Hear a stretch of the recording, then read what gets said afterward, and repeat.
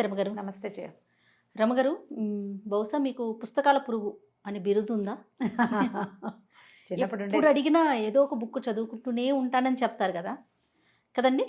నాకేమనిపించిందంటే స్టోరీస్ అంటే చందమామ కథలు ఇలాంటివి మనం చెప్పేసుకుంటున్నాం. నోవెల్స్ ఉంటాయి కదా, అవి చదువుతారు కదా, వాటిలో మంచివి, చదవదగ్గవి, వినదగ్గవి, అందరం కుటుంబ సభ్యులంతా వినేలాగా పిల్లలకు కూడా చెప్పే లాంటివి ఏమన్నా చిన్నవి కొంచెం సింపుల్గా ఉండేవి ఏమైనా మీతో చెప్పించాలి అని నాకు అనిపించింది. అలాగే ఏమంటారు మీరు? మంచి ఆలోచనే. అంటే ఇప్పుడు మనం పెద్దవాళ్ళ కథలు కూడా చాలా చెప్పుకుంటాం.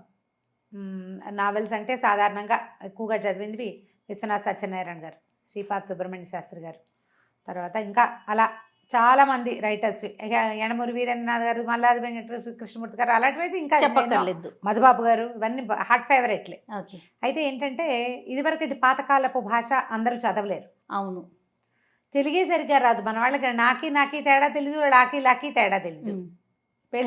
పెళ్ళికి వెళ్తే పిల్లిని చక్కన పెట్టారు, పెళ్ళికి వెళ్తూ పెళ్ళిని చక్కన పెట్టుకుంటూ ఉంటారు. పెళ్ళి అలాకి లాకి తేడా లేదు, నాకి తేడా లేదు. అసలు తెలుగే రాని వాళ్ళు కొంతమంది వింటుంటారు, మేము తెలుగే అంటారు కానీ చదవలేకపోతారు. నేను చాలా మంది దగ్గర శశసహలకి తేడా అసలు లేనే లేదు. మనం శనగల్లో శాకి షాకి తేడా కొంతమందికి తేడా తెలీదు. ఈ సాధారణంగా వాడేటప్పుడు కూడా అలాగే మాట్లాడేస్తూ ఉంటారు అంతే. ఇక దాన్ని మనం మార్చలేకపోతున్నాం. అందరితో పాటు ఇక మనం వెళ్ళిపోవడమే. భక్తి భగవంతుడు అంటుంటారు, భక్తికి ఒత్తుండదు, భగవంతుడికి ఒత్తుండదు. ఆ భగవంతుడికి ఇక విలువే లేదు, ఒత్తు లేకపోతే ఆ పదం పనికిరాదు అసలు. కాదరమ్మ గారు, భక్తి భగవంతుడు రెండు బాలకిను ఒత్తు ఉండాల్సిందే. మనం జాగ్రత్తగా మాట్లాడుకోవాలి అంతే. మెల్లిగా అలవాటు అవుతుంది. మనం మానేసాము, వదిలేసాము. అయితే ఇప్పుడు మనం చెప్పుకునే నావెల్స్ కథల్లో చాలా మటుకు చందమామలోవి, కథా సరిత్సాగరంలోవి, అట్లా రకరకాల చోట్ల నుంచి చెప్పుకుంటాం. అయితే ఈ కథా సరిత్సాగరం నేను చెప్పేస్తాను కథ గురించి, అవి మీరు కూడా చదవలేరు, మీకు అర్థం కాదు. అది నేను చదువుకుని భాష నేను సింప్లిఫై చేస్తా. సింపుల్ భాష, మనం ఇప్పుడు ఇంచుమించుగా మాట్లాడుకుంటున్న భాషలోనే రాయబడిన నావెల్స్ ఇంచుమించు 60 నుంచి మొదలైనాయి, 70 నుంచి మొదలైనాయి అనుకుందాం. వాడుక భాష, ఎక్కువ పెద్ద పెద్ద పదాలు లేకుండా, ఎక్కడైనా చిన్న గ్రాంధికపు భాష వచ్చినా ఏవో ప్రభాత కిరణాలు అలాంటి పదాలు తప్పిస్తే పెద్ద పెద్దవి లేకుండా ఇలా ఉన్న నావెల్స్ కొన్ని వేల కొద్దీ ఉన్నాయి.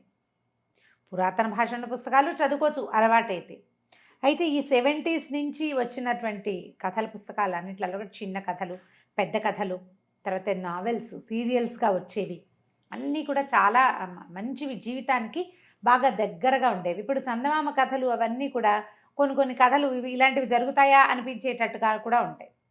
కొంతమంది రచయితల కథలు కూడా ఫిక్షన్స్, ఏవో అభూత కల్పనలు, భూత ప్రేత పిశాచాలకు సంబంధించిన కథలు, వాటి మీద మనకు అవగాహన కూడా ఉండదు. కథగా చదివితే బాగానే ఉంటుంది, అది అలా లోపలికి వెళ్ళిపోతాం, అదొక సరదాగా ఉంటుంది. అందులోకి వెళ్తాం, ఆ కల్పనలోకి, కాల్పనిక జగత్తులోకి ప్రవేశిస్తున్నట్టుగా ఉంటుంది.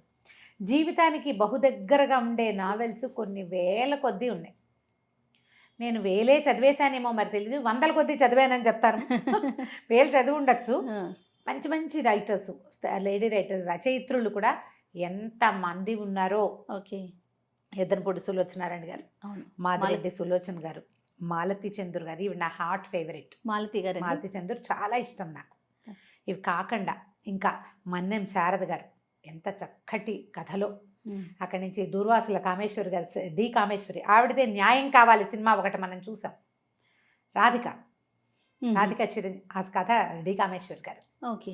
అట్లా ఎంతమందో, చిట్టారెడ్డి సూర్యకుమారి గారు, తర్వాత ఏమో ఆరికపడి కోడేరు కౌసల్యాదేవి గారు. నేను అసలు పేర్లన్నీ గబగబా గుర్తురావట్లేదు, వాళ్ళు అన్ప్లాన్డ్గా చేస్తున్నాం. ప్లాన్డ్గా ఉంటే నీకు ఒక 100 మంది రచయిత్రుల పేర్లు చెప్పేసేవారు. ఇవి నేను బాగా చదివే కథలు కాబట్టి ఈజీగా ఈ పేర్లు చెప్పగలుగుతున్నాను అనమాట.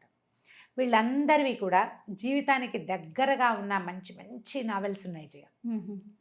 ఇప్పుడు మనకి స్టోరీ వాల్ట్ అని అవన్నీ వస్తున్నాయి, కథలు వినడానికి అవకాశం లభిస్తుంది. అవును, స్వయంగా చదివితే ఇంకా బాగుంటుంది. సో కొంతమంది రచయిత్రుల కథలు, నావెల్ని బ్రీఫ్ చేద్దాం. అలానండి, తప్పకుండా. ఇంతకుముందు కూడా మనం వడ్లగింజలు, ఆయన పేరు శ్రీపాద వారిది, నేను అది బ్రీఫ్ చేసి చెప్పాను. నాకు విశ్వనాథ్ సత్యనారాయణ గారి నేపాల్ రాజవంశ కథలు, కాశ్మీర్ రాజవంశ కథలు చాలా ఇష్టం. కాకపోతే అవి కొంచెం క్లమ్జీగా ఉంటాయి. ఇప్పుడు చదువు అని నీ చేతికి ఇచ్చినా నువ్వు గంట సేపు కష్టపడి కుస్తీ పెట్టి 10 పేజీలు చదువుతావు, కష్టంగా చదవలేవు. ఇప్పుడు ఇవేనుకో ఈ కథలైతే నువ్వు చదివేయగలుగుతావు. ప్రయత్నించి మళ్ళీ ఆ రైటర్స్కి ఇంకొకసారి ఆ పుస్తకాలు కొనుక్కునే వాళ్ళని ఏర్పరచాలని ఉంది నాకు. తప్పకుండా రమ్మగారు. ఆల్రెడీ చదివిన వాళ్ళు, ఇప్పుడు మేము ఎప్పుడో చిన్నప్పుడు చదివాను నేను చాలాసార్లు, మళ్ళీ కొత్తగా పుస్తకం కనపడితే ఈ బుక్ మన దగ్గర లేదు పోయింది అని మళ్ళీ కొనుక్కుని తెచ్చుకుంటాను. ఇది ఉండాలి మన దగ్గర. అలా మళ్ళీ మళ్ళీ చదవాలనిపించే కొన్ని కథలని, అది జీవితానికి దగ్గరగా ఉందని నేను భావించే కథల్ని చెప్తాను. తప్పకుండా అండి. ఈరోజు మరి ఏం స్టార్ట్ చేద్దాం? మాలతీ చంద్ర గారిది మనసులోని మనసు. మనసులోని మనసా? ఓకే. ఎంత బాగుంటుందంటే 10th క్లాస్ సెలవుల్లో చదివాను నేను. ఓకే. అప్పటి నుంచి ఇప్పటిదాకా నేను దాన్ని వదిలిపెట్టల. ఆ పుస్తకం చదివినప్పుడు నాకు కలిగిన భావం చెప్తాను నేను. కొంచెం ఏడ్చే గుణం తక్కువ చేయను, నేను తొందరగా ఏడవను. చిన్నప్పుడు మా ఇంట్లో పెద్దగా ఏడ్చేవాళ్ళం కాదు. అసలు ఆడపిల్లలు ఏడవటం మగపిల్లలు ఏడవడం అలా ఏం కాదు. చెంటప్పుడు ఏడవటమే కానీ కొంచెం ఊహొచ్చాక దేనికైనా కళ్ళనీళ్ళు పెట్టుకోవటము, హర్ట్ అయిపోవటము లాంటి పరిస్థితులు లేవు, పద్ధతులు లేవు. అలగటాలు, ఏడవటాలు, బుజ్జగించటాలు, ఈ కార్యక్రమాలు లేవు అసలు మా ఇంట్లో లేవు. నేను బేసిక్గా ఏడుపు తక్కువ పిల్లని. నాకు ఊహొచ్చాక నేను ఏడ్చిన సంఘటనలు నాకు జ్ఞాపకమే లేదు చేయ. నిజం రమ్మగారు. కొన్ని విషయాలు మీరు షేర్ చేసేటప్పుడు అనుకుంటాను, అబ్బా ఎంత స్ట్రాంగ్ ఉన్నారు రమ్మగారు అనేసి. నాకు అవకాశం భగవంతుడు అట్లా ఇచ్చాడు చేయ. 2 కథలు నేను 10th క్లాస్లో చదివిన ఆ 2 పుస్తకాలు లోపల నుంచి దుఃఖం రావటం అది తెలిసిందనమాట. అది షేర్ చేసే ఏడుపు కాదు, మీకే ఒక చెప్పుకోలేని ఒక కష్టం, ఒక క్యారెక్టర్ ఆ పుస్తకంలో ఇన్వాల్వ్ అయిపోయి ఆ అమ్మాయికి వచ్చిన కష్టం, ఆ చెప్పుకోలేని నొప్పి ఫీల్ అవ్వడం ఏంటో నాకు ఆ 10th క్లాస్ హాలిడేస్లో. అంతకుముందు కూడా నేను చాలా పుస్తకాలు చదివాను, ఎన్ని కథలు చదివాను, కానీ ఎక్స్ప్రెస్ చేయలేని దుఃఖ వీచిక లోపల ఉండటం, అరిచేతుల్లో ఒక రకంగా జిల్లుమంటుంది చేయ. నాకు ఆ పిచ్చి దుఃఖం వస్తాయి. అంటే కథలో ఇన్వాల్వ్ అయినప్పుడు క్యారెక్టర్స్లోకి వెళ్ళిపోతే ఫస్ట్ టైం నేను ఈ పుస్తకం చదివినప్పుడు తెలిసింది మనసులోని మనసు. ఒక అమ్మాయి తన ఆత్మగౌరవం కోసం తను ఎలా స్ట్రగుల్ అయ్యిందో, ఏడుపు కాదది, ఒక లోపల మనసులో క్రష్ చేయబడుతున్న నొప్పి అనమాట. ఇదొకటి. ఆరాధన మాలతీ చంద్ర గారు, మన మాదిరెడ్డి సులోచన గారితో ఎదన్పూడి గారితో జ్ఞాపకం లేదు, కన్ఫ్యూజ్ అవుతాం వాళ్ళిద్దరి మధ్యలో. ఆరాధన, అందులో క్యారెక్టర్ అమ్మాయి మూగమ్మాయి. ఆ మూగ మనసు పడే వేదన, ఈ 2 ఆ అరిచేతుల్లోంచి వచ్చేటువంటి జివ్వుమన్న భావన, దుఃఖపు భావన నేను ఫస్ట్ టైం ఫేస్ చేశాను. ఇప్పుడు ఈ సంవత్సరం మొన్న ఒక 20 రోజుల క్రితం ఆ పుస్తకం మనసులోని మనసు చదివితే సేమ్ ఫీల్ నాకు మొదట ఎట్లా వచ్చిందో అలాగే వచ్చింది కథ చివరికి. మళ్ళీ అసలు ఎంత పకడ్బందీగా రాస్తారంటే ఆ కథని, చాలా పకడ్బందీగా ఉంటుంది. చెప్దాం, సినిమా ఏమన్నా వచ్చిందా రమ్మగారు? ఇది మనసులోని మనసు ఎవరు తీసుండరు బహుశా, అట్లనా? కొంచెం ఇలాగా కాస్త ఇలా ఉండే భావాలని తీసుంటారు, కాస్త అటు ఇటుగా. స్టార్ట్ చేసే ముందు మీకు ఎట్లా దొరికేవి బుక్స్, నావెల్స్? లైబ్రరీ నుంచి తెచ్చుకునే వాళ్ళు, అక్క వాళ్ళు ఎవరైనా చదివితే? మా ఇంట్లో పుస్తకాల భాండాగారం ఉంది, అందరికీ పుస్తకాలు ఇష్టమే. ఓకే. స్కూల్లో లైబ్రరీ ఉండేది. మా అక్కయ్య స్కూల్ టీచరే కదా, మా రెండో అక్కయ్య స్కూల్. ఇలాంటి బుక్స్ ఉంటాయి రమ్మగారు? ఇలాంటివి కాకపోతే ఇంకోలాంటి ఉంటాయి. మా అన్నయ్య కొనేవాడు, మా నాన్న కొనేవారు, మా చిన్నక్కయ్య, మా వసంత, అందరూ పుస్తకాలు పిచ్చేవాళ్ళే. మా అన్నయ్య అయితే దొంతులు పుస్తకాలు కొంటాం, వాటన్నిటికీ బైండ్ చేయించడం. బైండ్ చేసిన బుక్సే మా దగ్గర 100-200 ఉండేవి. ఓకే. పుస్తకం పాడైపోకుండా బైండ్ చేసేవాళ్ళు. షంఘీజ్ ఖాన్, తైమూర్ ఖాన్ లాంటి పుస్తకాలు కూడా ఉండేవి. అక్కడి నుంచి ఇవి కూడా ఏమంటారు, ట్రాన్స్లేషన్స్. నండూరు రామ్మోహన్ రావు గారు ట్రాన్స్లేట్ చేసినవి, చామ్ సాయర్, హకల్ బెర్ఫిన్, టామ్ మామ ఇల్లు, అలాంటివి కూడా. ఓకే. ఇక మన దగ్గర ఇది అది తేడా లేదు. మాకైతే మా ఊర్లో పంచాయతీ ఆఫీస్లో లైబ్రరీ ఉండేది. మా ఊళ్ళో లైబ్రరీ లేదు, మా కాలేజ్లో లైబ్రరీ బుక్స్ ఉండేవి. మేము వెళ్ళి తీసుకొచ్చేవాళ్ళం. కాలేజ్ చదివేవారు అనమాట. అంటే ఈ పుస్తకాలు లేవు కాలేజ్ లైబ్రరీలో. ఇవి అన్ని వేదాంతం, విశ్వనాథ వారివి. మా నాన్నకి పుస్తకాలు ఇష్టం కదా, కాలేజ్ లైఫ్. మాకు నాన్నే కదా కాలేజ్ ప్రిన్సిపల్, సొంత కాలేజ్ కదా మాది. సో మా నాన్నగారు ఏం చేసే వాళ్ళు, పుస్తకాలు కొనుక్కొచ్చేటప్పుడు ఈ కథా రచయితల పుస్తకాలని. దీంతో పాటు ప్లస్ ఇంకోటి చెప్తాను దీని పాయింట్.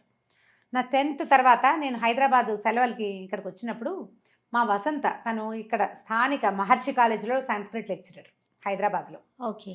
మహర్షి వేద విజ్ఞాన్ భవన్ కాలేజ్, మహిళా కళాశాల జూనియర్ కాలేజ్. తను సంస్కృత్ లెక్చరర్. పెద్ద లైబ్రరీ ఉంది. ఓకే. అక్కడి నుంచి తన పుస్తకాలు తెచ్చి పడేసేది. కొడవగంటి కుటుంబరావు గారి మొత్తం సమగ్ర సాహిత్యము నేను అక్కడి నుంచే చదివా. మహర్షి కాలేజీ కూడా క్రెడిట్ కొంత ఇవ్వాలి. తప్పకుండా. వాళ్ళ దగ్గర ఉన్న అన్ని నావెల్స్ చదివాను నేను. మా అక్కయ్య కొనేది ఎక్కువ. బుక్ సెలక్షన్కి నన్ను కూడా పిలిచేవాళ్ళు. 1-2 టైమ్స్ నేను కూడా వెళ్ళా బజారు పుస్తకాలు కొనుక్కురావడానికి కాలేజ్ కోసం. అక్కడికి వెళ్ళి అక్కడ కూర్చొని చదువుకునేదాన్ని, లేదా మా అక్కయ్య ఇంటికి పట్టుకొస్తే ఇంట్లో చదువుకునేదాన్ని. కాలేజీకి వెళ్ళిపోయి మా అక్కయ్యతో పాటు క్లాసులు చూసుకునేది, నేను పోయి లైబ్రరీలో పుస్తకాలు నవ్వులుకుంటూ ఉండేదాన్ని అనమాట. ఓకే. మాకు అమ్మ చదివేవారు, మేము వెళ్ళి పంచాయతీలో డేట్ రాయాలి, డే టు టైం రాసి బుక్ తీసుకొని తెచ్చుకునేవాడు. విత్ ఇన్ 4-5 days లో చదివేసేవాళ్ళు రమ్మగారు. మళ్ళీ తీసుకెళ్ళి ఇచ్చేసి మళ్ళీ కొత్త బుక్. నేను బుక్ అనుకునేదాన్ని నేను. ఒక రోజులో 4 కూడా చదివేదాన్ని. అదే కదా, మర్చిపోకుండా ఉండేదాన్ని జయ. అదొక పిచ్చ. అంతే అంతే. ఈ మనసులో ఇప్పుడు మనం లేటెస్ట్గా చూస్తున్న మ్యారేజ్ బ్రేకేజ్లు, నిశ్చితార్థం అయ్యాక బ్రేకప్, నిశ్చితార్థం అయితే సగం పెళ్ళైపోయినట్టే. నిశ్చితార్థం అయ్యాక పెళ్ళి ఆగిపోవటం అంటే ఇప్పుడు కూడా ఒక పెద్ద విషయంగానే మనం భావిస్తున్నాం. 70s చెప్పబడినటువంటి ఈ కథ, ఒక అమ్మాయి నిశ్చితార్థం ఆగిపోతుంది, పెళ్ళి ఆగిపోతుంది నిశ్చితార్థంతో. ఆ అమ్మాయి తాలూకు భావాలు ఈ కథ. దాని సారాంశం మొత్తం కథ అంతా అమ్మాయి అరుణ, అమ్మాయి పేరు. ఈ అరుణ అనే అమ్మాయి రేడియో స్టేషన్లో పనిచేస్తుంది. వాళ్ళ నాన్నగారు స్కూల్ టీచరు. 4 ఆడపిల్లలు, 2 మగపిల్లలు వాళ్ళు. అమ్మాయి తర్వాత 2 చెల్లెళ్ళు, తర్వాత 2 తమ్ముళ్ళు, ఆఖరణ చిన్నపిల్ల ఆ చెల్లెలు. పెద్ద అమ్మాయి 22 ఏళ్ళ అమ్మాయి. ఈ అరుణకి 22 years. MA ఇంగ్లీష్ చదువుకుంటుంది. ఈ చదువు ఇట్లా కాలేజీ చదువు అవ్వగానే మద్రాసులో ఈ కథ అంతా జరిగింది. చదువు అవ్వగానే తనకి రేడియో స్టేషన్లో ఉద్యోగం వస్తుంది. రేడియోలో ఆ రేడియో ప్రోగ్రామింగ్ అవన్నీ కూడా రాస్తారు. ఆవిడకి తెలుసు, బహుశా మాలతి గారికి ఆ విషయాలు బాగా తెలుసు. స్పూల్స్ మిస్ అవ్వటము, అవి సరిగ్గా రికార్డింగ్ చేయించటము, గెస్ట్ని తీసుకెళ్ళటం, గెస్ట్ టాక్స్, వాటి మీద కూడా రాస్తారు. చక్కగా ఉంటుంది భాష, హైరాన్ ఉండదు.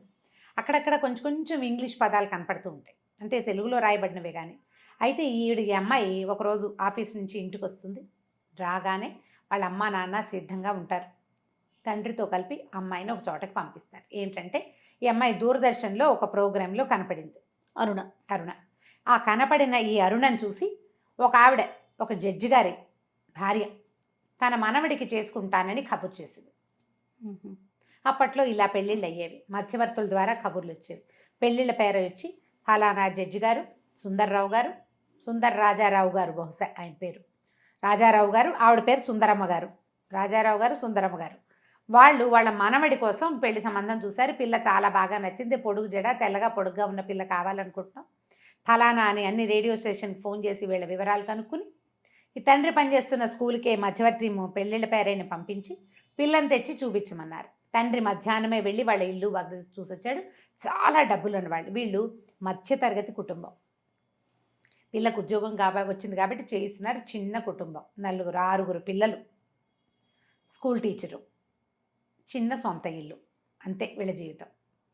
ఈ పిల్ల పెళ్లి సంబంధం వచ్చేసరికి సరే అమ్మాయి ఏంది చక్కగా, అమ్మాయి అదేంటమ్మా వాళ్ళు వచ్చి మనని చూడాలి కానీ అంటే, కాదు చాలా పెద్దవాళ్ళు, ఆవిడ కాళ్ళు లేవు ఆ ముసలి ఆవిడకి. ఆవిడ చక్రాల కుర్చీలో ఉంటారు. ఒక కూతురు, కొడుకు, కోడలు ఉన్నారు, ఒక్కడే మనవడు. అబ్బాయి అశోక లేలాండ్లో పనిచేస్తాడు. అశోక లేలాండ్ అనేది 70లో చాలా గొప్ప కంపెనీ, పెద్ద ఉద్యోగం కింద లెక్క. ఇంజనీరింగ్ చదివాడు, ఎంటెక్కో ఏదో చదివాడు అబ్బాయి. పిల్లవాడు కూడా బాగున్నాడు ఫోటో. సరే తండ్రి ఇంప్రెస్ అయ్యాడు. సరే బయలుదేరి అమ్మాయిని. వెళ్తే పెద్ద ఇల్లు, ఆవిడ ముక్కుకి చెవులకి వజ్రాల ఆభరణాలు, పెద్ద పట్టుచీర, తోటంతా పువ్వులు. కోడలు కూడా సన్నగా పొడుగ్గా అందంగా కనపడతారు, కొంచెం ముభావంగా ఉంటారు. కానీ పిల్లవాడి పెళ్లి ఫోటో కూడా చూపించారు. బాలే ఇంప్రెస్ అయింది అమ్మాయి. కాకపోతే తనే వెళ్ళి కనపడడం పట్ల ఏదో ఒక కించగా ఉంటుంది. సాధారణంగా అమ్మాయిని వాళ్ళు వచ్చి చూస్తారు కదా. బోల్డ్ అంత డబ్బు, అబ్బాయికి మంచి ఉద్యోగం, వీళ్ళకి బోల్డ్ సంపాదనది, 3 కార్లు ఉన్నాయి, డ్రైవర్లు, పనివాళ్ళు, వెండి స్పూన్లు, వెండి గిన్నెలు, వెండి కప్పులు, అంతా వెండిమయం ఇల్లంతా. అమ్మాయి కొంచెం మనసు సహజంగా లోబడుతుంది. అన్నీ బాగున్నాయి. తూగలమా లేదా, మేమే వచ్చి పిల్లని చూస్తాం శాస్త్రానికి అని చెప్పారు. ఫోటో ఇచ్చారు. అబ్బాయి ఫోటో చూస్తే ఎంత బాగున్నాడు. ఆవిడకి చాలా గొప్ప మనవడు అంటే, నా రాజా రాజా అని పిలుస్తారు అబ్బాయిని. రాజారావు అబ్బాయి పేరు, తాత పేరే పెట్టుంటారు. బాగున్నాడు. సరే మర్నాడో 3వ రోజు రాజాతో సహా వచ్చారు. అతను కూడా వచ్చాడు. చూస్తే అబ్బాయి హ్యాండ్సమ్గా బాగున్నాడు, అన్నీ బాగున్నాయి. ఆవిడేం చెప్పారంటే, ఇలా చిన్న ఇల్లు ఇది కుదరదు, మా ఇంట్లోనే పెళ్లి చేస్తాం. అన్నీ మేమే చేస్తాం, ఉభయ ఖర్చులు మేమే పెట్టుకుంటాం. అంటే ఇవిడ సావిత్రమ్మ గారు, అరుణ వాళ్ళ అమ్మ, ఆవిడకి అదేంటి పెద్ద పిల్ల, మా ఇంట్లో తొలుసుపకార్యం తొలుసూలు పిల్ల మేమే చేసుకోవాలని ఉంది ఆవిడకి. కానీ వీళ్ళ డబ్బు, వాళ్ళ వైభోగం, వాళ్ళ వ్యవహారం ఇవన్నీ చూసేసరికల్లా కొంచెం మెత్తబడిపోయారు. అక్కడి నుంచి ఆవిడ ఉద్యోగం ఎందుకు మానేయమని హింట్ ఇచ్చారు అమ్మమ్మ గారు. ఓహో. పెద్ద మానటం ఇష్టం లేదు ఈ అమ్మాయికి. కష్టపడి సంపాదించుకున్న ఉద్యోగం ఎవరికి వస్తాయి ఉద్యోగాలు? సరే అతనితో కలిసి కొంచెం బీచ్కి కూడా వెళ్ళొస్తుంది. బాగున్నాడు, హ్యాండ్సమ్గా, మంచి ఉద్యోగం, బోల్డంత ఆస్తి, ఇవన్నీ ఉన్నాయి కదా. సరే నిశ్చితార్థం చేశారు. నిశ్చితార్థానికి ఎంత బంగారం చూపించారో పిల్లకి ఇవ్వదలుచుకున్నది. పెద్ద కాసుల పేరు, చంద్రహారాలు, బోల్డన్ని గాజులు, ఇంతంత దుద్దులు, ఏమిటేమిటో చాలా గ్రాండ్గా చేశారు. అక్కడి నుంచి నిశ్చితార్థం అయ్యాక ఉద్యోగం మానేమని హింట్ ఇచ్చారు. కానీ అతన్ని అడిగింది, గ్రానీ ఇష్టం అన్నాడు అతను ఉద్యోగం మానేయటం గురించి. గ్రానీకి అది ఇష్టం ఉండదన్నాడు. ఇంకా సరే కొద్ది రోజులు ఇంకా ఉంది పెళ్ళికి టైం. పెళ్ళికి ఒక 20 రోజులు, నెల 20 రోజులు, 20 డేస్ టైం ఉండగా ఆ రేడియో స్టేషన్లో ఆ అమ్మాయితో పనిచేసే సీనియర్ భాస్కర్ అని అతని కజిన్ది పెళ్ళి. అయితే మనవాళ్ళందరినీ తీసుకురమ్మన్నారు. బాబాయ్ కూతురు చాలా, అమ్మాయిని చూస్తే, నిన్ను చూస్తే నాకు తన చూసినట్టే ఉంటుంది, పొడుగాటి జడ, మెడ పొడుగు, పక్క నుంచి చూస్తే నాజుగ్గా అందంగా కనపడుతుంది, నీకు మళ్ళీ కనిపిస్తుంది, జడ అది చూస్తే పద్మ అచ్చు నీలాగా ఉంటుంది, మా బాబాయ్ కూతురు అన్నాడు. అందరినీ అడిగారు. ఈ అమ్మాయితో పాటు రమోలా అని ఇంకో పాటలు పాడే అమ్మాయింది, ఇంకొక ఆవిడ శారదా అశోకవర్ధన్ ఏదో పేరు చెప్తారు, శారదా నటరాజన్ అనుకుంటా. వీళ్ళు ముగ్గురు ఆడవాళ్ళు, ఓ ముగ్గురో నలుగురో మగవాళ్ళని ఆ ఊరు పాటల కచేరీకి తీసుకెళ్దాం అనుకున్నాడు. ఓహో. సరే మధ్యలో ఏమైంది, ఈ రేడియో స్టేషన్లో వాళ్ళందరికీ పార్టీ ఇద్దామని పిలిచారు. వాళ్ళంతా ఈ సంపద అంతా చూసి ఆశ్చర్యపోయారు, ఎంత సూపర్ ఇల్లు, బలేదు, తంతే బూర్ల గంపలో పడ్డట్టు పడింది అరుణ్ అనుకున్నారు. సరే మా అమ్మమ్మ గారిని బతిమలాడి పెళ్ళికి వెళ్ళడానికి ఒప్పించుకుంది. పెళ్ళికి వెళ్ళింది. పెళ్ళికి వెళ్తే ఆ పెళ్ళిలో ఏమైంది, పెళ్లి కూతురు వాళ్ళ అంతా అమ్మాయి కొంచెం అమ్మాయిలా కనపడుతుంది. అక్కడ చాలా ప్రోగ్రాములు జరిగినాయి, పల్లెటూరు పెళ్ళి. అప్పట్లో మేజువాణి అని అదొక పంధ, ఏదో డాన్సులు అనమాట, ఎవరివో పిలిచి అదేదో జరిగింది. తర్వాత ఏమో వాళ్ళు అక్కడ రకరకాల వ్యవహారాలని. అక్కడికి వెళ్ళేసరికల్లా అక్కడ ఒక అతను పరిచయం అయ్యాడు ఈ అమ్మాయికి, అరుణకి. జస్ట్ ఆ పెళ్లి వాళ్ళతో పాటు రాజారావు అతని పేరు. వీళ్ళకి టీచర్ గారని ఒక అబ్బాయి, వాళ్ళ అబ్బాయి అన్నమాట, టీచర్ గారు అబ్బాయి. ఆ టీచర్ గారు రాజమండ్రిలో లోకల్ గార్డియన్గా ఉంటుంది. ఈ ఊరి ఆడపిల్లలంతా వెళ్ళి రాజమండ్రిలో చదువుకుంటారు. ఆవిడ అక్కడ స్కూల్లో టీచర్. ఆవిడ ఇంట్లోనే ఈ పిల్లలంతా ఉండేవాళ్ళు. ఆ రాజారావు ఆవిడ కొడుకు. వీళ్ళతో చిన్నతనం నుంచి కలుసున్నాడు. వాళ్ళ తాతగారిది ఈ ఊరే, ఆవిడ పుట్టిల్లు అనమాట, వాళ్ళ అమ్మది. దాంతో ఇతను వీళ్ళ ఫ్యామిలీ మెంబర్గా ఉంటాడు వీళ్ళందరికీ.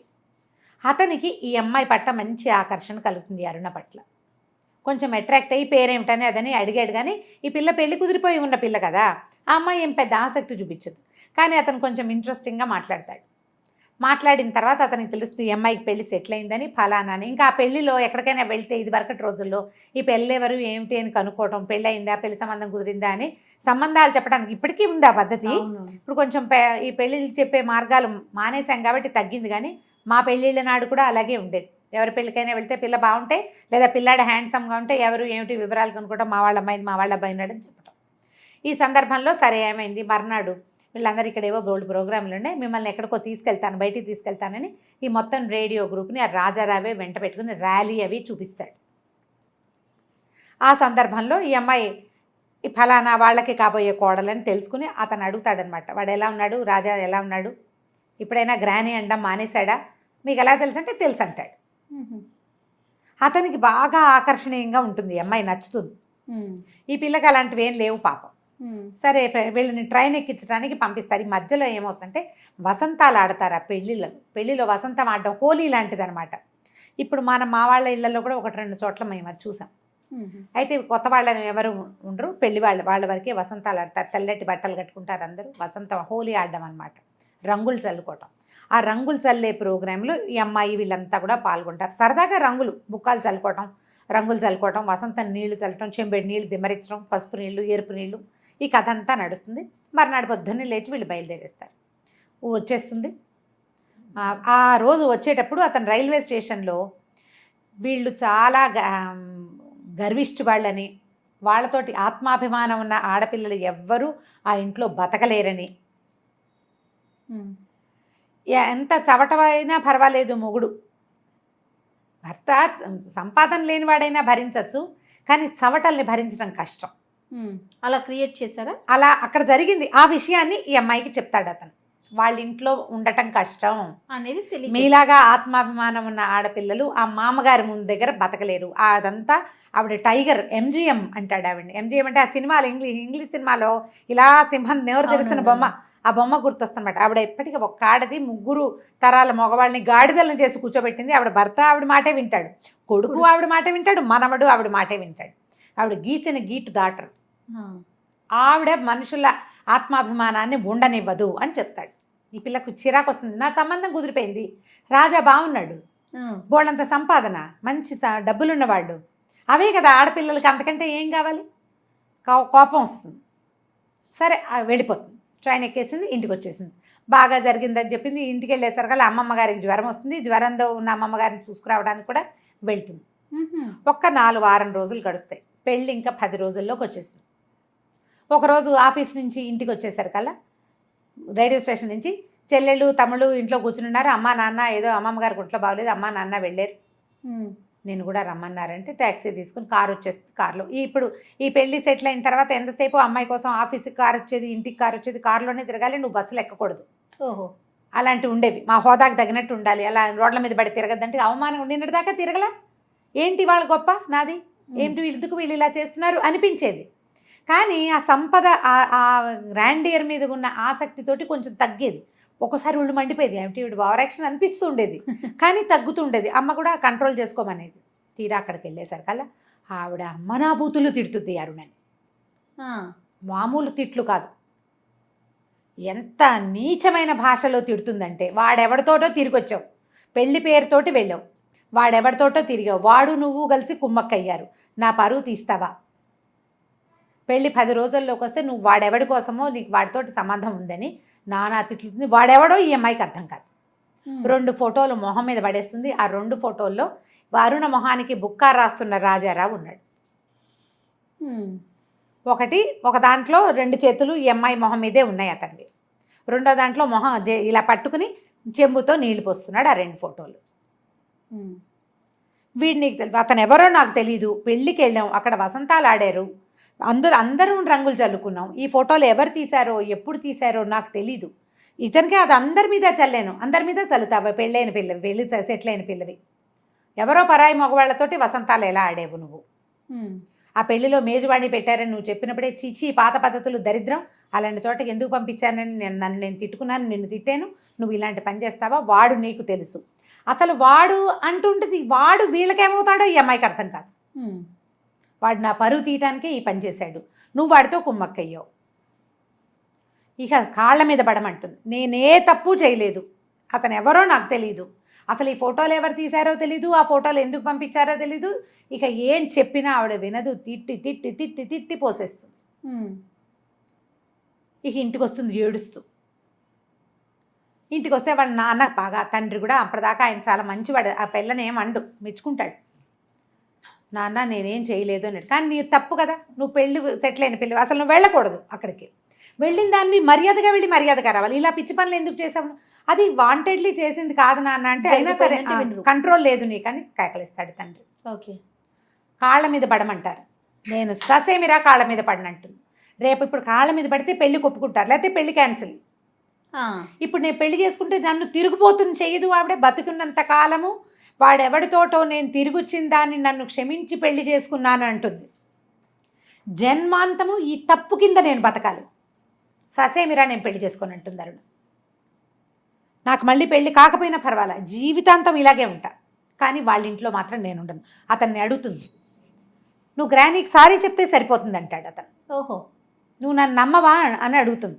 పెళ్లి సెటిల్ అయింది, 4 రోజుల నుంచి నేను మీ ఇంటికి వస్తున్నాను, మా ఇంటికి వస్తున్నావు, మన ఇద్దరం కలిసి బీచ్కి వెళ్తున్నాం, పార్టీలు ఇచ్చాం, నీకు ఇదేనా అర్థమైంది? నీకు నమ్మకం లేదని నా మీద అంటే గ్రానీకి ఉండాలి నమ్మకం అంటాడు. నాకు గ్రానీ ఇంపార్టెంట్, గ్రానీ హర్ట్ అవుతుంది, సారీ చెప్పు గ్రానీకి. చచ్చినా సారీ చెప్పనంటుంది అరుణ. నేను ససేమిరా సారీ చెప్పను, నేను ఈ తప్పు చేయలేదు, ఇది తప్పు కాదు, నేను చేయలేదు. దాంతో ఆవిడేం చేస్తుంది, వీళ్ళమ్మే ప్లాన్ ఆలోచించుకుని ఇంత సంపద పోతుంది, చిన్న కూతురునిచ్చి చేస్తానని మాట ఇచ్చి వచ్చేస్తుంది అక్కడ. రెండో పిల్లని ఇవ్వడానికి. అరుణ కంటే 2 ఏళ్ళు చిన్నది సుశీల. ఆ పిల్లని ఇచ్చి పెళ్లి చేస్తానంటే ఇంటికి వచ్చి ఆలోచించుకుని చెప్తామంటే తండ్రి కేకలేస్తాడు, ఎందుకు సావిత్రి వాళ్ళతో మనం పడలేము అంటే, కాదండి సుశీలకి రాజా నచ్చాడు, అది అయ్యో బావ అంత మంచివాడు కదా, అక్క సారీ చెప్తే సరిపోతుంది కదా, ఎందుకు ఇంత తగాదా పడుతోందని అడుగుతుంది. దీనంత భావాలు లేవండి దానికి, మెతకది. సుశీల కూడా అందంగానే ఉంటుంది. అరుణ పక్కన చూస్తే కొంచెం కలర్ తక్కువ తెలుస్తుంది, అలాగే పెద్ద జడ అవి ఉన్నాయి. అరుణ బాగా ఫెయిర్, సుశీల ఒక రవ్వ ఫెయిర్నెస్ తక్కువ. పిల్లని తీసుకెళ్తే దాన్ని అడుగుతుంది, నీ ఇష్టం ఆలోచించుకోమంటే అది నేను రెడీ అనేస్తుంది రెండో అమ్మాయి. అప్పట్లో పెళ్ళిళ్ళు ఇట్లా అయ్యేవి. రెండో పిల్లని వెంబడి పెట్టుకు తీసుకెళ్తారు. అమ్మమ్మగారికి అందరికీ దండాలు పెట్టిస్తారు, రాజా కూడా ఓ దండం పెట్టిస్తారు. అతను రెడీ అయిపోయాడు.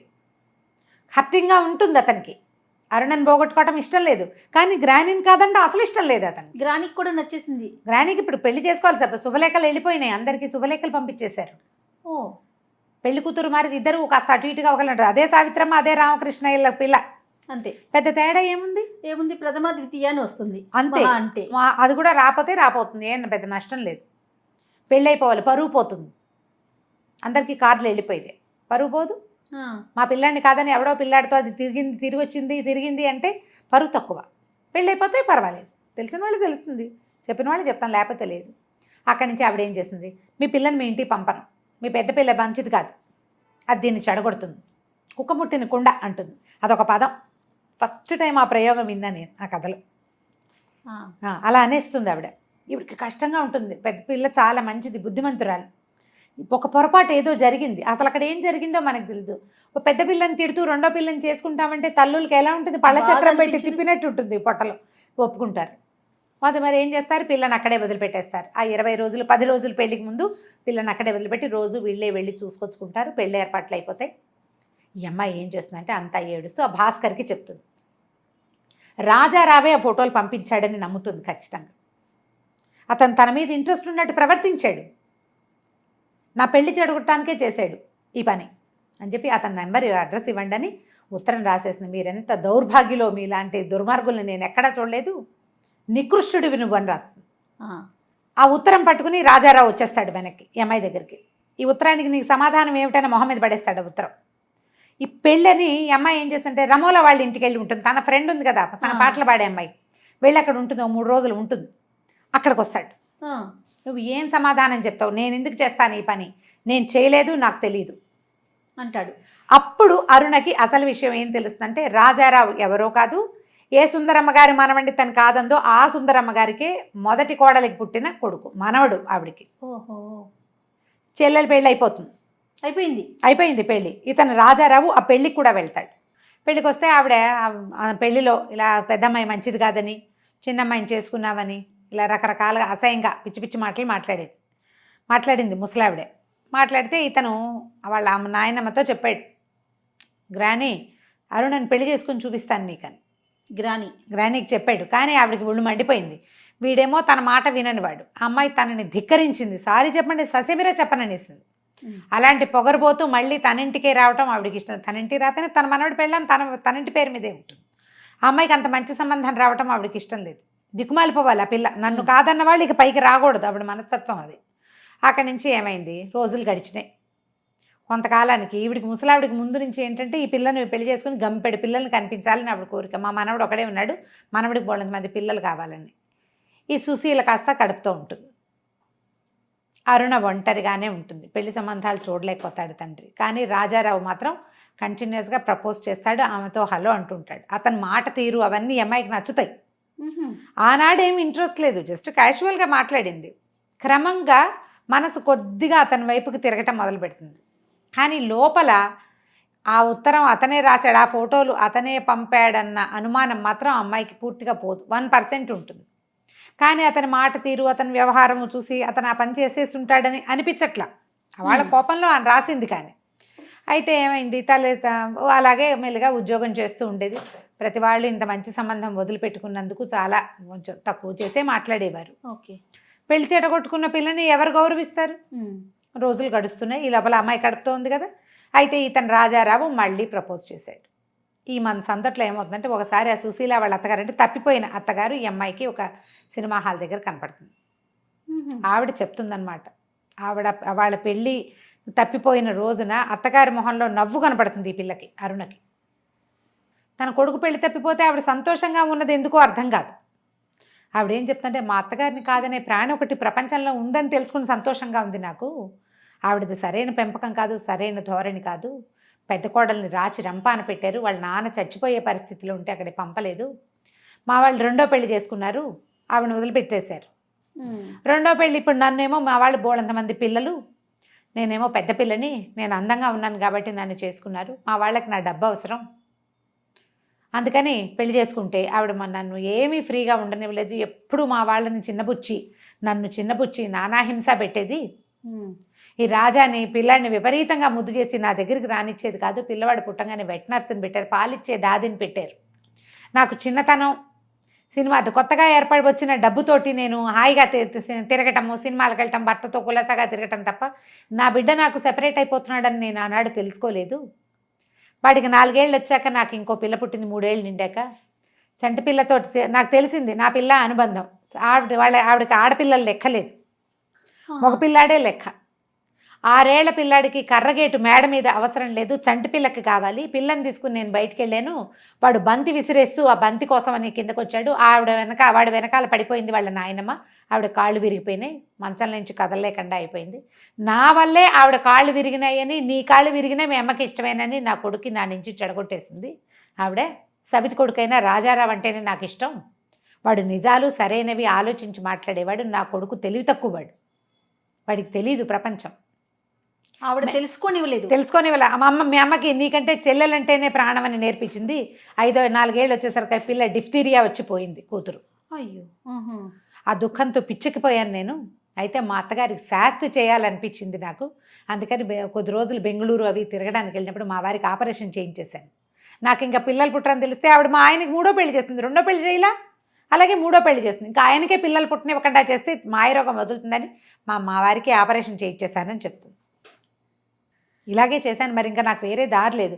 నా పిల్లాడు నా నుంచి సెపరేట్ అయిపోయాడు. జాగ్రత్తగా పెంచుకున్న పిల్లేమో చచ్చిపోయింది పాపం సింటి పిల్ల. దాంతో ఆ ఒంటరితనం, నేనేం చేస్తా, సినిమాలకు తిరుగుతూ ఉంటాను. ఇంట్లో ఉన్నా నా పిల్లాడు నాతో ఉండడు స్నేహంగా. అమ్మ నాన్న కంటే వాడికి గ్రానీయే ఇంపార్టెంట్. ఇప్పుడు నీ చెల్లెలు కూడా ఆవిడ ఏవేవో నూరిపోస్తుంది. ఏంటంటే రాజాకి అమ్మాయి మీ అక్కంటే ఆకర్షణ ఉంది, మీ అక్క తిరిగిపోతూ రాజారావుని వల్ల వేసుకుంది, వీడు కూడా వల్ల వేసుకుంటుందని నేర్పిస్తోంది మీ చెల్లెలకి. చూసుకో జాగ్రత్తగా. చెల్లెలకి రకరకాల అనుమానాలు, ఎందుకంటే అక్క తనకంటే తెల్లగా ఉంటుందని ఫీలింగ్ ఉంటుంది దానికి. సుశీల్ క్యారెక్టర్ మాట్లాడినట్టే కనపడదు కథలో, జస్ట్ ఫీలింగ్స్ కనపడతాయి అంతే, కొన్ని వాక్యాలే కనిపిస్తాయి, అందుకంటే ఏం కనిపించదు కథలో. తర్వాత సరే, ఇంతలో ఏమైంది, అమ్మాయి ప్రెగ్నెన్సీ. మరి రాజారావు మళ్ళీ వచ్చి పెళ్లి ప్రపోజ్ చేశాడు. పెళ్ళికి ఒప్పుకుంది అరుణ. ఒప్పుకున్న తర్వాత అతను ఏమంటాడు, నువ్వు ఉద్యోగం మానక్కర్లేదు, నువ్వు మద్రాసులోనే ఉండు, నేనే వస్తూ వెళ్తూ ఉంటా. మానేస్తాను, నువ్వు మానేక్కర్ల, నువ్వు సరిగ్గా వినలా, నువ్వు ఉద్యోగం మానద్దు. మన ఇద్దరి మధ్య ఆ ఫోటోలు ఉండిపోయినాయి. ఆ ఫోటోలు ఎవరు పంపించారో తేలే వరకు నీకు నాకు కాపురం లేదు, నేను నిన్ను తీసుకెళ్ళను. పెళ్ళి మాత్రం చేసుకుంటాను, పెళ్లి చేసేసుకుందాం, నీకు కూడా అవమానం లేకుండా ఉంటుంది, పెళ్ళి అయిపోయిందన్న పేరు ఉంటుంది. నా వల్ల నీ పెళ్లి చెడిపోయిందన్న కించే నాకు ఉండదు. అది తేలేదాకా ఎప్పుడైనా కాస్త కోపం వచ్చింది అనుకో, నేను నికృష్టుని, నేను దౌర్భాగ్యం, నేను గుర్తొస్తుంది నీకు, నన్ను అంటావు నువ్వు, నేను ఆ మాట పడ్డానికి సిద్ధంగా లేను. అది తేలేదాకా మన మధ్య సంసారము, కాపురము, జీవితము లేదు. మన ఇద్దరం వైఫ్ అండ్ హస్బెండ్గా ఉంటాం, ఫ్రెండ్స్గా ఉందాం. అతనికి ఆ అమ్మాయి విపరీతంగా నచ్చింది. ఆ అమ్మాయి కూడా అతని వైపు అట్రాక్ట్ అవుతుంది, అరుణ కూడా. కానీ ఈ గ్యాప్ని అమ్మాయి దాన్ని ఎట్లా సరి చేసుకోవాలో అమ్మాయికి అర్థం కాదు. ఎంత ద్వివిధలో పడుతుందో పాపం, ఏం చెయ్యాలో తెలియదు. సరే, తండ్రికి వచ్చి మాట్లాడాడు, తండ్రి ఒప్పుకున్నాడు, పెళ్లి సెటిల్ అయిపోయింది. చక్కగా అన్ని చీరలు కొనిపెట్టాడు. వాళ్ళ అమ్మగారు బోల్డ్ బంగారం పంపిస్తే బంగారం అంతా తీసుకొచ్చి చూపించాడు. పెద్ద గొలుసు, పెద్ద పెద్ద దుద్దులు, 8 జతలు 8 జతల గాజులు, బోల్డ్ బంగారం. సరే, ఇంట్లోనే పెద్దమ్మాయి పెళ్ళి ఇంట్లో చేయాలని సరదా పడింది వాళ్ళమ్మ. ఇలా సింపుల్గా, మా అమ్మ రాదండి, మా అమ్మ ఎక్కడికి రాదు, ఆవిడ ఊరు వదిలిపెట్టరు అన్నీ రాదు, హైదరాబాద్ మద్రాసు అసలు రాదు మా అమ్మ, నేమే పెళ్ళయ్యాక వెళ్తామన్నాడు. మరి నాయనమ్మ ఉందిగా, నాయనమ్మ ఉంది, నాన్నున్నాడు, తమ్ముడున్నాడు, పిన్నుంది, తాత ఉన్నారు. వాళ్ళ ఇంటి మొదటి పిల్లవాడు వీడు, ఈ అబ్బాయి, ఈ రాజారావు. వాళ్ళంతా వచ్చారు పెళ్ళి. తాతగారు ఉన్నారా? తాత మా అమ్మ ఇద్దరు ఉన్నారు. ఆయన కూడా ఆవిడ చెప్పిన మాటే, ఆవిడన్న మాటే, వద్దు సుందరం ఇది తప్పని భార్యకి చెప్పలే ఆయన. ఆవిడే ఆ ఆస్తి ఆవిడది, ఆవిడ పుట్టింటిది. ఓకే. ఆవిడ తండ్రి ఆయనకి ఇంగ్లీషు హిందీ దొరసానని పెట్టి ఇంగ్లీష్ చెప్పించాడు. ఇంగ్లీష్ మాట్లాడుతుంది ముసలావిడ. జడ్జి గారు ఒక అబ్బాయిని ఇచ్చి పెళ్లి చేసి ఆ పిల్లాన్ని లాయర్ చదివించి జడ్జి చేయించారు. ఆయనకు పుట్టిన కొడుకు ఆనందరావు గారు. ఆయన కొడుకులు ఈ రాజా అండ్ రాజారావు, ఆనందం గారు ఆయన పేరు. అక్కడి నుంచి తాత వాళ్ళు వచ్చారు, పెళ్ళికి వెళ్ళిపోయారు, అయిపోయింది. ఈ అమ్మాయి కాపురానికి వెళ్ళదు అనే విషయం వీళ్ళ అమ్మా నాన్నకి అర్థమైంది. కావాలని చేసుకున్నావు కదా, మొగుడుతో ఎందుకు వెళ్ళవు అంటారు వాళ్ళు. ఈ ఉద్యోగం పిచ్చేమిటంటారు. ఇక్కడేం ఆకర్షణలు ఉన్నాయో అంటుంది ముసలావిడ. తన మనవడికి వలేస్తోంది ఇంకా అని మనవరాలకి హింటిస్తుంది. ఈ మద్రాసులో ఏవో ఆకర్షణలు ఉన్నాయి, అందుకే వెళ్ళాలి ఆ కాపురానికి, అదే కదా చెప్పుకుంటారు. ఎంత లైవ్లీగా ఉంటుందంటే ఆ సంభాషణ, ఆ కథ నడిపే తీరు. నిజంగా జీవితాలు మన పక్కనే జరుగుతుంది, మన ఇంట్లోనే ఈ కథ జరుగుతున్నట్టుగా అనిపిస్తుంది. అంత లైవ్లీగా ఉంటుంది, ఎక్కడ కృతకము డ్రామాటిక్గా ఏది ఉండదు, అంత బాగా నడిపిస్తారు. అక్కడి నుంచి సరే ముందు రాజమండ్రి తీసుకెళ్తాడు వాళ్ళ అమ్మ దగ్గరికి. ఆవిడ దగ్గర ఒక 2-3 రోజులు ఉంటారు. ఒక ఆవిడ కొత్త దంపతులు కదా అని ఒక గది కేటాయిస్తే అందులో ఉన్న మడత మంచం వేసుకుని పడుకుంటుంది. అమ్మాయి క్లోజ్గా అయ్యే అవకాశాన్ని అతను ఇవ్వడు అసలు. బెంగళూరు అవి తిరగడానికి వెళ్తారు, అక్కడ కూడా అతను సెపరేషనే మెయింటైన్ చేస్తాడు, కానీ ఈ అమ్మాయితోటి క్లోజ్ కాడు. కోపం వచ్చేస్తుంటుంది, ఒళ్ళు మండిపోతుంది. ఇప్పుడు అమ్మాయి చాలా చక్కగా అందంగా బొమ్మలా ఉంది, వాడికి ముందు నుంచి అమ్మాయికి అట్రాక్షన్ ఉంది, తనతో క్లోజ్ అవుతాడు అనుకుంటుంది. ఆహా, ఆ ఉత్తరం పేరెత్తుతాడు. ఎప్పుడో రేపమన్నాడు, నువ్వు నన్ను దౌర్భాగ్యుడు అనుకుంటే నేనేం చేయాలి మరి? సరే ఇంకేం చేస్తారు, తల్లి తండ్రి ఎవ్వరికీ ఈ అమ్మాయి పద్ధతి నచ్చదు. అమ్మాయిదేం లేదు, అంతా అతనిదే ఉంది, కానీ చెప్పడు అతను. అరుణ మా అన్నందండి అని చెప్పేస్తాడు. ఆఖరికి ఎంతో ప్రేమగా ఉండే ఆ భాస్కర్ ఆఫీస్లో ఉండేవాళ్ళు కూడా వాళ్ళకి రాజారావు చాలా మంచివాడు, నీకే బుద్ధి లేదంటారు. తను రాసిన ఒక్క ఉత్తరం ఇట్లా అమ్మాయి ఎత్తి మీదకి ఉంటుంది. సరే కొన్నాళ్ళకి చెల్లెలకో కొడుకు పుడతాడు, పిల్లవాడు పుడతాడు. ఆవిడ కనపడతారు లక్ష్మీదేవి గారు, మళ్ళీ అత్తగారు కూతురు, చెల్లెలు అత్తగారు. ఆవిడ మాట్లాడతారు. ఆవిడకి ఏమవుతుందంటే పాపం వాళ్ళ తమ్ముడిని బాగా చూసుకుంటుంది. కొడుకు మీద ఆశ లేదు కదా. అతను నక్సలైట్లో చేరాడు, అతన్ని కాల్చేశారని వార్త వచ్చింది. ఆవిడ చాలా దుఃఖంలో ఉంటారు. ఏం హెల్ప్ చేస్తారు, ఎవరైనా చేయగలిగేది ఏం లేదు. అప్పటి పరిస్థితుల్లో అది కూడా ఉందని చూపిస్తారనమాట, దేశకాలమాన పరిస్థితులు చూపించడానికి. పిల్లవాడికి భారతాలో నామకరణం చేస్తారు, ఉయ్యాల్లో వేస్తారు. సుందర్ రాజారావు ఏదో పెడతారు పిల్లవాడికి పేరు, అదే గుర్తుంది లీలగా. అయితే ఫంక్షన్కి వెళ్తుంది. సుశీల కూడా వెళ్తుందండి. సుశీల అరుణే వెళ్తుంది, సుశీల అరుణ వెళ్తుంది. మరి ఆ ఇంటికి పెద్ద కోడలు కదా ఇప్పుడు. అదేలేండి, అమ్మాయికి అక్కయ్యే కాదు, ఆ ఇంటికి పెద్ద మనవడి భార్య, వెళ్లాల్సిందే. వెళ్తుంది, ఏదో పిల్లాడికి పాట పాడుతుంది. నేను వెళ్ళలేదండి అని చెప్పగానే చెల్లెలు ఆగి వింటూ ఉంటుంది ఆ మాట. దాని మనసులో ఏం ఉద్దేశాలు కలుగుతాయో ఈవిడికి అర్థం కాదు. ఇలా కొన్ని రోజులు గడిచాక ఒక విరక్తి పుట్టేస్తుంది అరుణకి. నేను ఎవ్వరికీ పనికి రాకుండా, మా అమ్మా నాన్నకి నా మొహం గిట్టదు, చెల్లెలకి నా మీద అనుమానం. ఆ ముసలావిడ చుట్టాల పక్కాల్లో అందరిలో నేను కుక్కముట్టనుకుంటానని ఏవో పిచ్చివాగులు వాగి ప్రచారం చేస్తుంది. అత్తగారు అంటి ముట్టినట్టు ఉంటారు. భర్త తన దగ్గరికి రానివ్వడు. ఆఫీస్కి వెళ్తే ఆఫీసులో వాళ్ళు కాపురం లేకుండా ఇలా తిరుగుతోంది. ఆ పెళ్ళేమో చెడగొట్టుకుంది, చేసుకున్న పెళ్ళేమో నిలబెట్టుకోవట్లేదు. ఈ ప్రెషర్కి తట్టుకోలేకపోతుంది. ఉత్తర దేశ యాత్రలకి వెళ్ళిపోవడానికి రెడీ అవుతుంది చిన్మయ మెషిన్ వాళ్ళ ద్వారా. ఓకే, కొంతమంది వెళ్తున్నారు, వాళ్ళతో పాటు తను కూడా వెళ్ళటానికి అన్ని ఏర్పాట్లు చేసేసుకుని టికెట్ బుక్ అయిపోయాక అప్పుడు చెప్తుంది తండ్రికి, తల్లిదండ్రి నెత్తి నూరు కొట్టారు, తీర్థయాత్రలకు వెళ్తాం ఏమిటి, మొగుడుతో వెళ్ళాలి, కొత్తగా పెళ్ళైన పిల్లవి హాయిగా ఉండాల్సిన జీవితం, ఉత్తర దేశ యాత్రలకి సన్యాసులతో కలిసి వెళ్ళటం ఏమిటంటారు. ఏమైనా సరే వాళ్ళమ్మ తిడుతుంది, ఆవిడ నిన్నేదో అంటోంది, నువ్వు ఆ మాటలను నిజం చేసేలాగా ఉన్నావు, అసలు ఎవరితో వెళ్తున్నావు నువ్వు. వాళ్ళ అమ్మకి ఏం డౌట్ వస్తుంది, నిజంగానే తన పిల్ల ప్రవర్తనలో ఏదైనా తేడా ఉందేమో అనిపించేస్తుంది. బుద్ధిమంతరాలు అనుకుంటే ఇట్లా చేసావేంటంటే తండ్రిని పట్టుకుని ఏడుస్తుంది. నేను ఉండలేను, నాకు మనసు బాగుండలేదంటే. ఇలా బొగిలి ఏడిచే పిల్లని ఏమనాలో అర్థం కాదు ఆయనకి. బుద్ధిమంతురాలు మామూలుగా ఏం చెప్పలేకపోతుందో ఆయనకు అర్థం కాదు. అక్కడి నుంచి బయలుదేరి వెళ్ళిపోతుంది, ట్రైన్ ఎక్కేస్తుంది. ఢిల్లీ వెళ్ళేసరికి అమ్మాయికి జ్వరం వచ్చేస్తుంది. అరుణ బాగా ఫీవర్ వచ్చేస్తుంది. ముందుకి ఫర్దర్గా జర్నీ చేయలేరు. అయితే ఈ వచ్చిన వాళ్ళలో చిన్మయ మెషిన్కి సంబంధించిన ఒక బ్రహ్మచారి ఒక స్వామీజీ ఉంటారు. ఆయన ఈ అమ్మాయి కేర్ టేకింగ్ చేస్తారు. కేర్ టేక్ చేసి ఒక చోట ఎక్కడో పెడతారు. వాళ్ళవి చిన్మయ వాళ్ళవి హాల్స్ బోర్డులు ఉన్నాయి కదా ఆశ్రమాలు, అక్కడ ఆగిపోతుంది అనమాట జ్వరంతో. ఆయన ఎంతో సేవ చేస్తారు. ఏం చెప్తారంటే, నేను ఎవరిని మీకు అంటే ఎవరికి కాదు, ప్రపంచంలో సంబంధ బాంధవ్యాలు ఉండక్కర్లేదు, అంతా భగవత్ సృష్టి. నేను నీకు సహాయం చేస్తే నాకెవరో సహాయం చేస్తారు, భగవంతుడు నాకు మేలు చేస్తాడు, నీకు నాకు బాంధవ్యం అవసరం లేదమ్మా అని చెప్తే ఈ అమ్మాయికి స్వామీజీ ఆ మెషిన్లో చేరిపోవాలనిపించేస్తుంది. ఇంకెందుకు, జీవితం ఏముంది ఇక్కడ, ఏం లేదు, అన్ని బాంధవ్యాలు ఏమీ విలువలేనట్టుగానే ఉన్నాయి. అక్కడే ఉంటుంది కొద్ది రోజులు, ఒక 3-4 రోజుల పాటు ఉండిపోతుంది. అయితే ఏమవుతుంది, ఇంతలో ఒక పూట ఎవరో అడుగుతుంటారు, మిసెస్ అరుణారాజారావు రేడియోలో పనిచేస్తున్నారు, ఆవిడ ఇక్కడ ఉన్నారా అని అడుగుతుంది. భర్త గొంతు వినపడుతుంది. తీరా చూస్తే తను పరిగెత్తుకొచ్చేస్తాడు. భర్త వచ్చేస్తాడు. రాజారావు వచ్చి, ఇలా నన్ను వదిలిపెట్టి పారిపోదాం అనుకుంటున్నావు, సన్యాసులో కలిసిపోదాం అనుకుంటున్నావా నువ్వు అంటే, అమ్మాయికి ఏం చేయాలో తెలియదు. ఇతని నుంచి పారిపోవటానికే కదా, నేనేం చేశాను, అతని వల్లే కదా ఇదంతా జరిగింది. అవునవును. సరే ఏం చేస్తాడంటే, నువ్వు ఏదైనా తాగుదు కానీ ఉండు అని చెప్పి పాలు తాగటానికి పాలు బ్రెడ్ పట్టుకొస్తాను, నేను చూసుకుంటాను అని చెప్పి ఆయన చెప్తాడు. ఆ స్వామీజీకి ఒక ఉత్తరం ఇస్తాడు. ఈ ఉత్తరం చదువు, నేను ఇప్పుడే మనకి ఫ్లైట్కి టికెట్ అరేంజ్ చేసి వస్తాను, నీ టికెట్ మీద వేరే వాళ్ళని ఎవరైనా తీసుకెళ్ళేందుకు అరేంజ్ చేసేస్తానని చెప్పి వెళ్తాడు. ఈ ఉత్తరం తీస్తుంది అమ్మాయి. ఆ ఉత్తరంలో ఒక రాయబడిన చేతి రాత విషయం చదువుతుంది అన్నమాట. వాళ్ళ అత్తగారు రాసింది అది. రాజారావు వాళ్ళ అమ్మగారు రాసిన ఉత్తరం. ఆవిడ ఏం రాస్తారంటే, ఆ ఉత్తరం చదువుతుంటే ఉంటుంది, ఒక వ్యధ, ఒక వ్యక్తి అపరిమితమైన దుఃఖానికి లోనైన వాళ్ళు, వాళ్ళకి పగ తీర్చుకోవాలనిపించేస్తుంది ఏదో ఒక బలహీనమైన క్షణంలో. ఒక బలహీనమైన క్షణంలో నేను ఈ పని చేశాను, ఆ ఫోటోలు పంపింది నేను అని రాస్తారు. కోపం, ఉద్రేకం.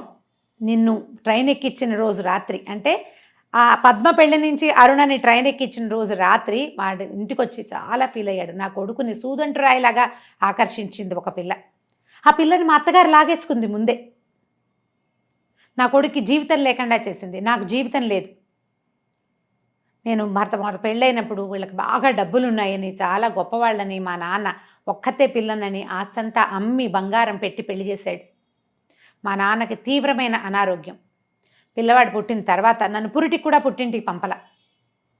వాడికి సంటి పిల్లాడప్పుడు మా నాన్న చచ్చిపోయేటట్టుగా ఉంటే పిల్లాడిని అట్టెపెట్టుకుని ఆవిడ తల్లిని పంపించేది. పాలు తాగే పిల్లాడు ఆవిడ దగ్గర ఉండిపోయాడు. పాలిచ్చే తల్లి పిల్లాడికి పాలు లేకపోతే ఎట్లా అనుకోలే. తర్వాత మా నాన్న పోయారు, నన్ను ఇంటికి రానివ్వల. పిల్లాడు చచ్చిపోయేందుకు సిద్ధంగా ఉన్న పసిబిడ్డను మాత్రం నాకు పంపించారు.